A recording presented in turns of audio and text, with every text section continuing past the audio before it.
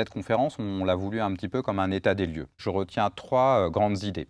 D'abord, le fait qu'on est face à un phénomène extrêmement complexe, que ce soit du point de vue de la définition ou que ce soit du point de vue des populations. En termes de définition, on a des choses qui ont à voir avec le niveau de revenu, mais on se rend bien compte que l'insécurité alimentaire, ça ne se réduit pas à ça. On a également des populations qui sont extrêmement diverses et on a des dimensions dynamiques. Et en fait, cette complexité, elle vient du fait que le phénomène est relativement massif. C'est quelque chose qui touche quasiment 14% de la population, donc forcément il y a de la diversité, forcément c'est un phénomène multidimensionnel.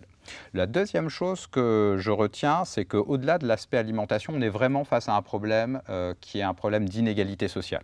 Et de ce point de vue, ça nous invite à interroger un petit peu cette thématique autour de deux choses. D'une part, autour des politiques, parce qu'on est face à quelque chose qui est touché par des phénomènes structurants, et donc ça amène et ça demande des réponses politiques. Et d'autre part aussi à nuancer la responsabilité individuelle, parce que dans les comportements, en fait, c'est des comportements qui sont liés à un environnement et qui ne sont pas nécessairement liés à des responsabilités individuelles. Et enfin, le troisième point, mais qui d'une certaine manière découle de celui-là, c'est l'importance de la dimension démocratique, mais également la question de la transition alimentaire. La dimension démocratique, tout simplement parce que c'est par la participation ou l'augmentation de la capacité à agir des populations, enfin c'est une des réponses qu'on peut donner aux inégalités, mais également la question de la transition, parce qu'en fait, lier ces deux questions, précarité alimentaire et transition, ça permet un double regard, à la fois au travers de la précarité, on interroge